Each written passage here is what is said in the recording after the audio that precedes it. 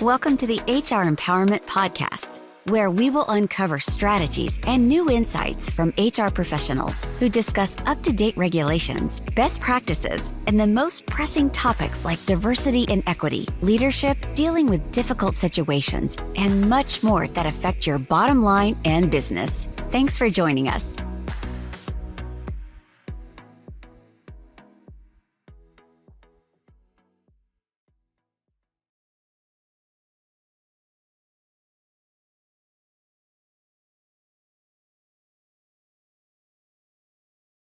Workplace, maybe not just in the personal life. How about those work relationships? Is it okay if you don't have things in common?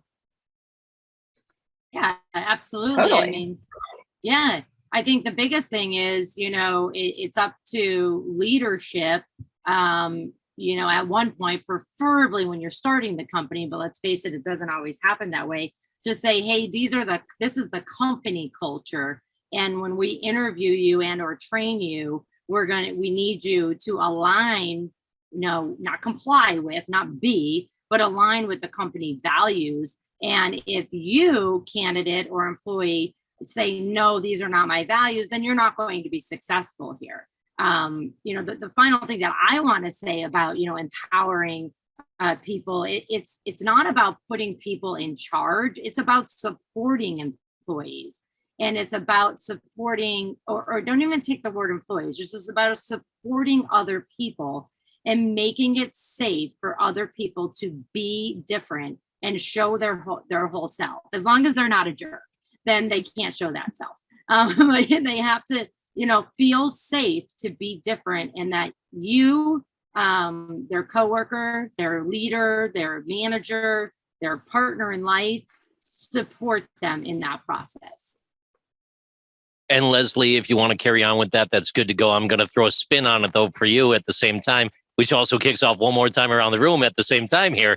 With that, and the relationship aspect, building those relationships and springboarding from what Wendy said, is there a certain aspect of controlling or micromanaging that we might have to factor in when we're consulting with an organization to make sure that they're not going too far? Because if you micromanage, you break trust, right? Mm-hmm. And if you empower too much, you might break trust. Ooh, how so? Well, if there are no boundaries or controls or goals or results, any of those things, if they're not working towards something, then you've got chaos. Then then everybody's running it, and you're almost leading from a laissez-faire perspective, where it's leadership by all versus leadership from the leader. But I want to go back to an example real quick about differences. I was working with a guy who joined a team, and he was in a leadership position on the team, and he just wasn't connecting with his team at all. And he's like, they don't like me. And he was a pretty confident guy in general, but there was a disconnect here. And, they don't like me. They don't want me to be around. I don't feel comfortable, all of these things. So we started talking about differences and kind of got to the point where we actually have more in common than we have different from each other. And if you look at differences, the differences are usually small. We have so much more in common. So I challenged him to get to know this team, his peer team, and really connect with them and see if there was some way he could find something in common with each person. And what he found with the three people that he was most disconnected with was different sports. One loved hockey, one loved football, one loved basketball. This guy loved sports in general. So he was able to find a common factor where he had something he could then talk about. And then that made the relationship real, so they could talk about business. And I know it seems really small, but it grew into something much larger, where he was feeling like he had nothing he could give. He's like, I'm in the wrong place. I need to look for another job. There's all these things kind of happening in his world. And just going to find common ground was really powerful. So I think I went way off topic. I'm sorry. No, that was fantastic. It was a beautiful example. It really was. Hey, I'd like to just open the floor real quick. Any thoughts, comments on the day? I know that we had some questions we didn't just get to quite yet. Wendy, what are your thoughts and some questions that you may have for Ashley and Leslie? Well, one of my questions is I want our audience to know, like, how can we help them? So, Leslie, Ashley, and then I'll go, at the end. What kind of companies do you work with? What do you do? And then how can people reach you as well? We all deal with empowering and trust, but it's all different. And so we might be able to help somebody out there just by, connecting with us on LinkedIn or whatever it might be. So Ashley, if you want to go first. Sure, glad to. So you can connect with me on social media at Ashley, ASHLEYT, Brundage, BRUNDAGE. You can also search Empowering Differences and find me there as well. But yeah, my company kind of moves in a lot of different spaces. I produce my own leadership and empowerment conference. That's going to be November 12th through the 17th. So you definitely want to sign up to be there on the voyage of empowerment, launching from the spaceport in Florida, in partnership with Royal Caribbean Cruise Lines. And it's on a boat. Yes, it is.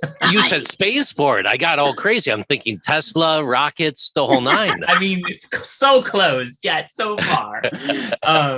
But yes, we'll be launching the voyage at sea. At sea. Yes, which is a good thing, because sometimes you do have to, like we were talking about earlier, you have to remove yourself sometimes to find that empowerment journey. So that's why the Voyage of Empowerment floats on a hotel at sea. But yeah, I'm excited about that. I do some consulting for smaller organizations to help them build a DEI program, because I did that for PNC Bank for several years.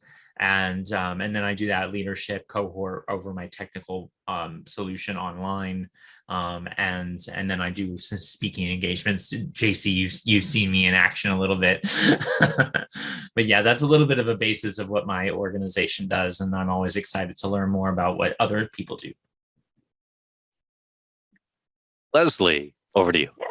So at Miserac Coaching, we do mostly coaching with a little bit of leadership development. So I spend probably about 40% of my time in Dare to Lead programming. I'm a certified Dare to Lead facilitator with Brene Brown's team, and absolutely love that. Love the content and love the changes that I've seen in people that actually walk away and use the learning and put it in motion. That's so empowering to see for them and joyful for me. So I spend my time in that programming. We do a leadership training for managers. We have a new cohort type program, and mostly work with executives and high mid-level leaders in building their leadership capabilities through individual and group coaching.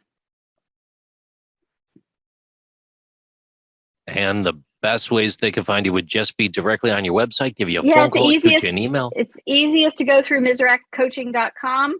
And everything's right there to find it. Too easy. Love it. Too easy. Mm-hmm. Wendy, you kicked it off with the best question of the day. I'm going to throw it back to you. What about yourself? Sure. Very much like Leslie, but a little bit different. A lot of my focus is on leadership training as well. But while Leslie does individual coaching more with the top, tier, I thrive on working with managers and supervisors. I thrive on the folks that are literally dealing with the employees on a day-to-day basis.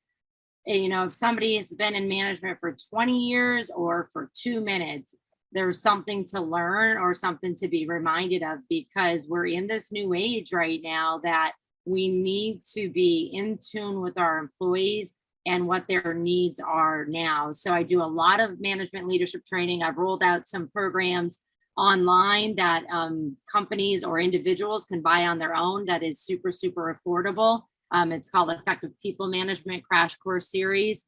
And then I've written a couple books that they're out there as well. The other half, or I wouldn't even say half, probably 40% of what I do is a lot of companies that don't have HR call me, and it's usually because people are leaving and they can't find people. And it's the funny thing is, it's like the solution, you got to put out the fire at that moment, but the solution is everything we've talked about today, right? It's all about empowering leaders and leaders empowering employees and trusting them and training them. And once you fix all that, which doesn't happen overnight, it's not magical. Once you fix all that, though, guess what? The voluntary turnover, even the involuntary turnover, tends to go away, and then you don't need to recruit as much. So I love helping employers so much that they don't need me anymore. And that's usually my goal is, you're not going to need me in 3 months. So you better get this. Listen to me, because I don't want you to be paying me anymore.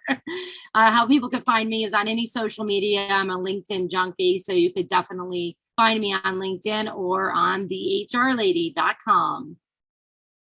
Thank you for joining the HR Empowerment Podcast, brought to you by Aurora Training Advantage. We hope you've gained new insight and strategies to navigate the HR profession.